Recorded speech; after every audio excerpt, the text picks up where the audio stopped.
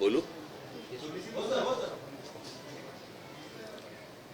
काल महाराष्ट्र सरकारने हिंदी सक्तीचे दोन्ही GR रद्द केले किंवा रद्द करायला त्यांना भाग पाडलं. आणि त्यासाठी म्हणून मी तमाम महाराष्ट्रातल्या मराठी जनतेचं अभिनंदन करीन.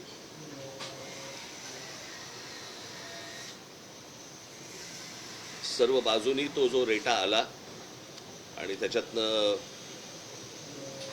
आज सरकारला खरं तर काही गरज नसताना हा खरं तर विषय आला होता, परंतु तो विषय रद्द झाला.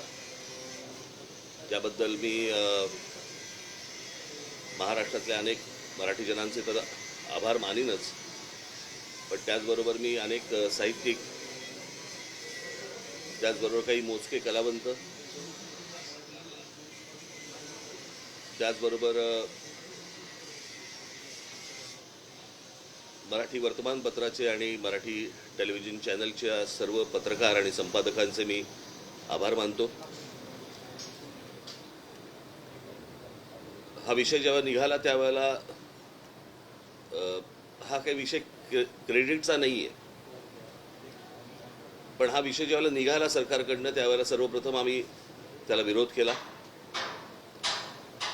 त्याचं पत्रही आम्ही तुम्हाला मागच्या वेळेला तिन्ही पत्र मी तुम्हाला वाचून दाखवली होती. आणि ती पत्र ज्यावेळेला गेली आणि वातावरण जसं जसं तापायला लागलं, त्याचबरोबर महाराष्ट्रामधले इतरही सगळे राजकीय पक्ष त्याच्यामध्ये उद्धव ठाकरेंची शिवसेना असेल, राष्ट्रवादी काँग्रेस असेल, शरद पवार साहेबांची,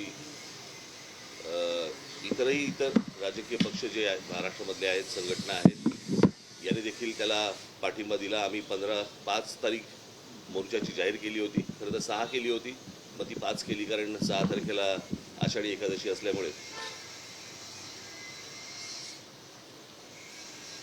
आणि हा जर मोर्चा निघाला असता तर मला असं वाटतं न भूतो असा मोर्चा हा निघाला असता. जे साधारणपणे 70-75 वर्षाचे जी लोक आहेत त्यांना कदाचित संयुक्त महाराष्ट्राचा काळ आठवला असता.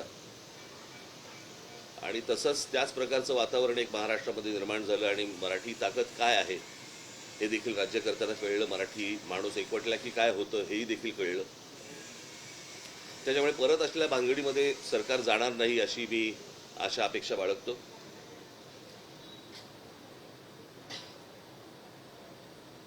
खरं तर या गोष्टी काही करायची आवश्यकताच नव्हती, काही गरजच नव्हती. त्या दिवशी माझ्याकडे दादा भुसे ज्यावेळेला मंत्री आले त्यावेळेला त्यांनी मला सांगितलं की आमचं ऐकून तर घ्या. तेव्हा मी त्यांना सांगितलं होतं, मी म्हटलं तुमचं ऐकून घेईन पण ऐकणार नाही आणि या विषयामध्ये कोणतीही तडजोड होणार नाही. कारण हे काय आहे, हे स्लो पॉयझनिंग आहे. हे हळूहळू एक या गोष्टी आतमध्ये पेरायच्या आणि ते खास करून महाराष्ट्राच्याच नशिबी येणार. बाकीची राज्य कुठची ऐकणार नाहीत. आणि हा प्रयत्न त्यांनी करून पाहिला, परंतु तो त्यांच्याच मला असं वाटतं अंगाशी आला आणि त्याच्यातनं तो सगळे GR मागे घेतले गेले. आता काहीतरी ते समिती नेमतायत, कोणाची ती जाधवांची.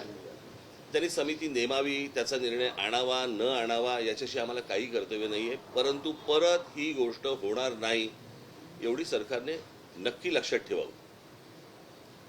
असल्या कोणत्याही गोष्टी आम्ही मान्य करणार नाही, या होणार नाहीत. आम्ही ज्यावेळेला शिक्षण घेतलं किंवा आत्तापर्यंतचं जे शिक्षण होतं त्याच्यामध्ये साधारणपणे 5वी नंतर 6वी पासून हिंदी आणि संस्कृत वगैरे असले प्रकार विषय वगैरे होते. परंतु मी त्या दिवशी म्हटल्याप्रमाणे मुळात हिंदी आणण्याचा का ह्यांचा प्रयत्न आहे मला अजूनपर्यंत कळलेला नाही, कारण ह्यांना हिंदी येते म्हणून नसेल. परंतु हिंदी ही काही राष्ट्रभाषा नाही जी तुम्ही इतर राज्यांवरती लादावी अशी. आणि ही हिंदी एका प्रांताची भाषा आहे. त्या प्रांताच्या भाषेचा मग आमची खरं तर बघायला गेलं तर अनेक ह्याच्यावरती अनेक लोकांनी बोलले होते की उत्तर भारतातले अनेक लोक हे महाराष्ट्रामध्ये नोकरीसाठी येतात, तर त्या भारतामध्ये त्या भागामध्ये मराठी शिकवली पाहिजे. ते न करता म्हणजे एक 150-200 वर्षापूर्वीची एक भाषा 3000 वर्षापूर्वीच्या भाषेच्या वरती वरचढ होण्यासाठी प्रयत्न करायला लावतात हे लोक. तेव्हा हे मान्य होऊच शकत नाही, हे होणार नाही. काल मला त्या ह्यांचा हा जो निर्णय आला त्याच्यानंतर संजय राऊतांचा मला फोन आला होता आणि त्यांनी सांगितलं की आपल्याला काय करायचं पुढे. म्हटलं आपल्याला मोर्चा तर रद्द करायला लागेल. आता isakal.com आहे देशातील नंबर 1 ची मराठी न्यूज वेबसाईट. प्रत्येक अपडेटसाठी isakal.com ला नक्की भेट द्या.